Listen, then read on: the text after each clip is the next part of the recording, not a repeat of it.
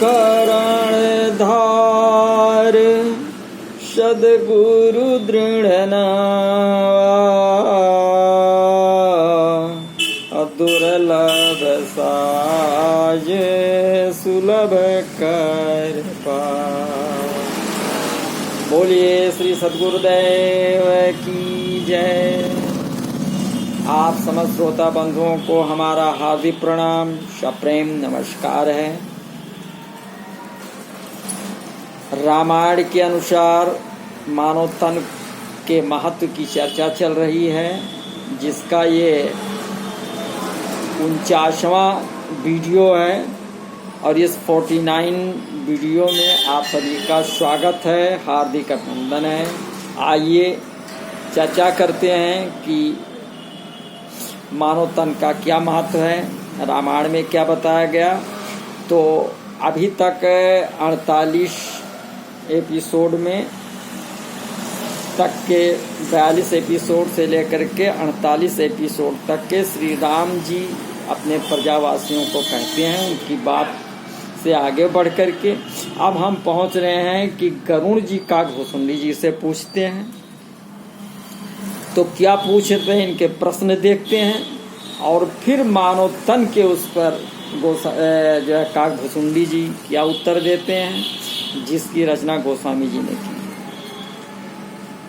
तो पुण्य प्रेम बोलो खगराऊ और जो कृपाल मोही ऊपर भाऊ।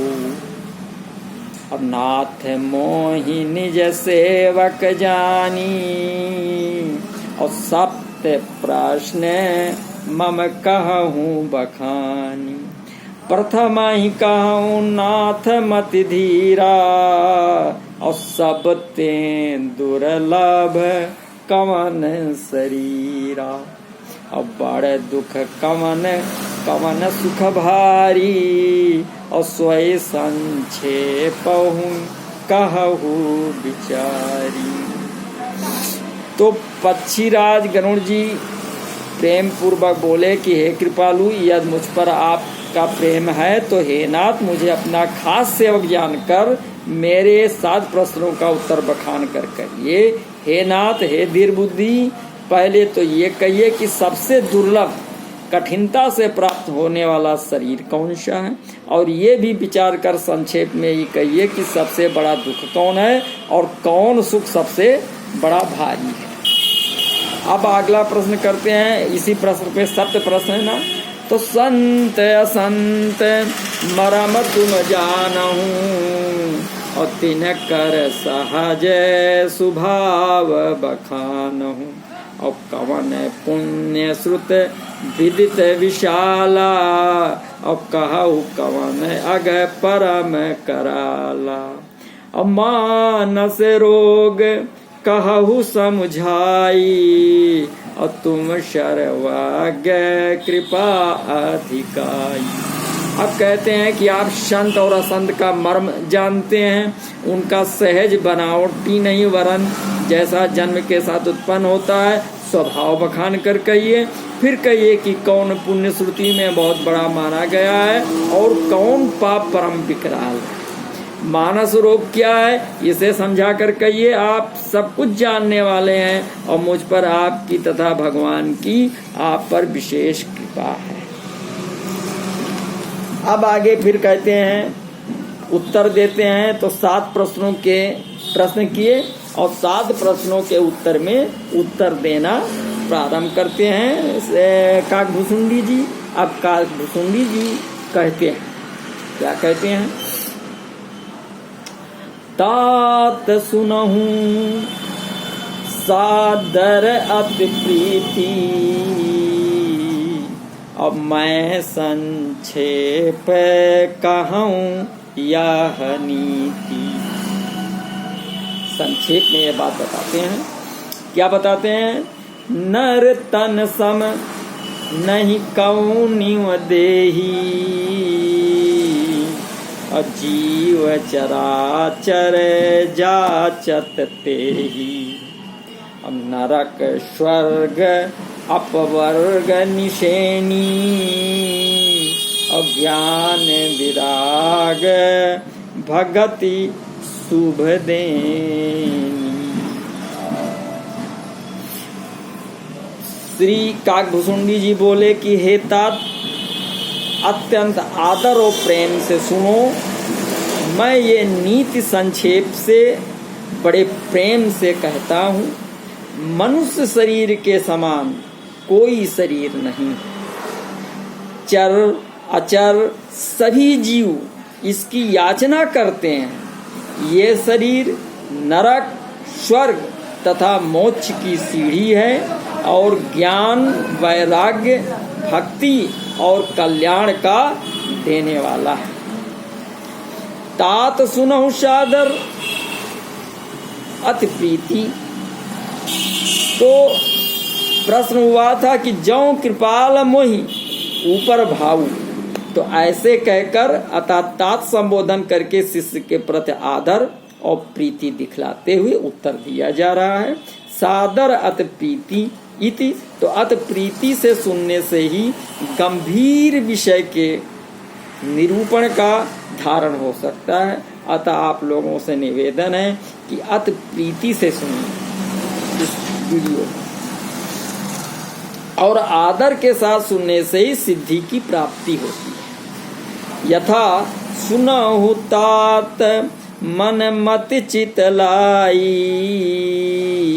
और सादर सुनहि तितरहि भव सिंधु बिना जल जान। तो जहाँ कार्य प्रणाली कही जाती है वहाँ सादर सुनने के लिए अनुरोध किया जाता है। सादर सुनने का प्रयोग शिक्षा को कार्य में परिणित करने का है। यथा तात बचन मम सुनु अति आदर। और जहाँ केवल समझाने के लिए विषय निरूपण किया जाता है वहाँ सावधान होकर सुनने को कहते हैं। अतः सुनहु तो सो सावधान हरि जाना। तो यह नीति भाव की ये प्रश्न कार्य प्रणाली जानने के लिए है। अतः इनको उत्तर को नीति कहा। महात्मा लोग नीति से कभी विचलित नहीं होते। यथा सम दम नियम नीत नहीं डोले। अतः कार्य सिद्धि के लिए नीति स्थिर करने में ही पंडिताई है। इसलिए राम भक्ति को हृदय में छा लेने की नीति की ओर इंगित करते हैं। संक्षेप का भाव कि ये विस्तार से कहने योग्य है, पर मैं तुम्हारे कथनानुसार संक्षेप में कहता हूँ।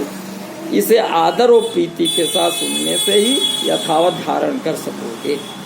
तो यह नीति का भाव कि सादर प्रेम पूर्वक सुनना, ये श्रोता की नीति है। और वक्ता की ये नीति है कि अल्प अक्षरों में सब सार कह दे। आदर से कहना और प्रीति से सुनना तथा संक्षेप से कहना ये नीति है जिसमें बुद्धि में ज्ञान और धारणा प्राप्त हो।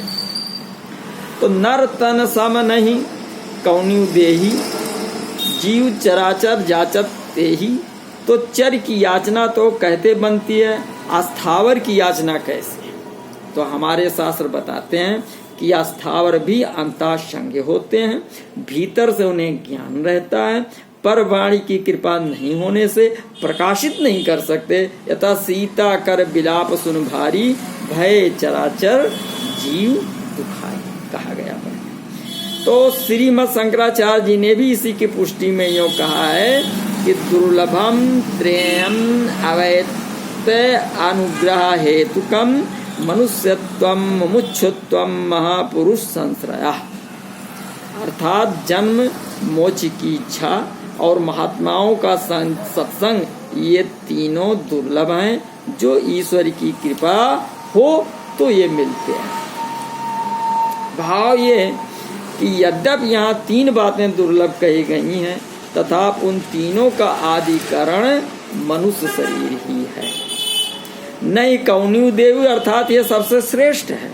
ये कहकर कि फिर श्रेष्ठता का प्रमाण देते हैं कि चराचर जाचत तेहि, जीव चराचर जाचत तेहि। और फिर याचना का कारण कहते हैं कि ये नरक आदि की सीढ़ी है, यानी पाप से नरक, पुण्य से स्वर्ग और भजन भक्ति से मुक्ति होती है। तो ज्ञानादि भी इसी में प्राप्त होते हैं। नरक, स्वर्ग, अपवर्ग, निशेनी, ये तीनों इसी में सधते हैं। और अन्य योनियों में केवल उदर का यत्न ही बनता है। अमर देव तन से मोक्ष आदि असंभव है। तो नरक, स्वर्ग, अपवर्ग, निशेनी, ज्ञान, विराग, भगत, शुभदेनी, तो मनुष्य तन में ही ज्ञान आदि दृढ़ हो सकते हैं, देवता तन में नहीं। इसका कारण यह है कि देवतन में देवता विषयासक्त रहते हैं। यथा इंद्रिय न सुरन न ज्ञान सुहाई, विषय भोग पर प्रीत सदाई। तो निशेनी का भाव कि कर्म क्षेत्र नरतन ही है। जब देवतन का यह हाल है तब और किसी का कहना ही क्या। तो दिव्य तन का यह हाल है तब आदिव्य की बात की क्या। तो नर शरीर छोड़ अन्य सब शरीर भोग शरीर मात्र। निशेनी, नरक, स्वर्ग, अपवर्ग, निशेनी, तो भाव की जैसे सीढ़ी लगाकर लोग ऊंचे चढ़ जाते हैं और नीचे भी उतर जाते हैं, वैसे ही नरदेह से चाहे नरक में उतर जाएं और चाहे स्वर्ग पर चढ़ जाएं और चाहे मोक्ष को प्राप्त हो और चाहे परम मोक्ष को प्राप्त कर लें। तो इसलिए इसके लिए प्रारब्ध नहीं है। प्रारब्ध सांसारिक सुख दुखों के लिए है। सीढ़ी पाकर भी यदि कोई इच्छा पूर्वक नरक में उतरना चाहे तो शास्त्र और गुरु उसको मना तो करते हैं, पर उसके साथ बलात् नहीं कर सकते, जबरदस्ती नहीं की जा सकती। मरने पर स्वर्ग, नरक व मोक्ष मिलता है। ज्ञान, विराग, भगत, शुभदेनी ने जीते जी ज्ञान आदि को देने वाला है। ज्ञान से आत्म सुख मिलता है, वैराग्य में अभय सुख है और भक्ति से परमात्मा सुख प्राप्त होता है। तो फिर आगे बताते हैं काकभूषुंडी जी, सो तनु धरी हरि भजहि न जे नर, होहि विषय रत मंद मंद तर। और कांचु की रची बदले तेले ही, और करते डारी परस मान दे। तो वो मनुष्य शरीर धारण करके जो मनुष्य भक्ति नहीं करते, भजन नहीं करते, किंतु विषयों में अनुरक्त हो जाते हैं, अर्थात विषय भोग में लग जाते हैं, उसमें प्रेम करने लगते हैं, वे मंद ही नहीं वरन अत्यंत मंद, नीच व मंदों में भी मंदतर हैं। नर शरीर से भजन ना कर, भक्ति ना कर, विषय भोग में लिप्त होना कैसा है, सो कहते हैं कि वे पारस मणि को हाथ से फेंक देते हैं और उसके बदले में वे कांच का टुकड़ा उठा लेते हैं। मंद मंदतर, नर शरीर पाकर जो भजन नहीं करते वे मंद हैं, और जो भजन ना करके उसके बदले विषय रत होते हैं वो मंदतर महामंद, अर्थात वे मंद ही थे और ये उन मंदों में भी अत्यंत मंद है। वे मंद बुद्धि पशु बिन पूछ विषाण तो हैं ही, पर दिन प्रतिदिन मंदतर हो ही अधिकाधिक मद जड़ मूढ़ होते जाते हैं और तिर्यक योनि स्थावर पाषाण आदि बनते हैं। उस शरीर को धारण करके जो मनुष्य विषय रत होकर मंद होते जाते हैं और भक्ति नहीं करते हैं, मंदतर होत का भाव है कि वो तो सुख प्राप्ति की इच्छा से सुख आभास के पीछे महान कष्ट झेलता हुआ और भी घोर विपत्ति में उलझता हुआ चला जाता है। विषय सेवन से उसकी बुद्धि और भी दिन दिन मलिन होती चली जाती है, उसका लौटना असंभव होता चला जाता है। अंत में उतरते उतरते वो कहाँ तक जाएगा इसका ठिकाना नहीं।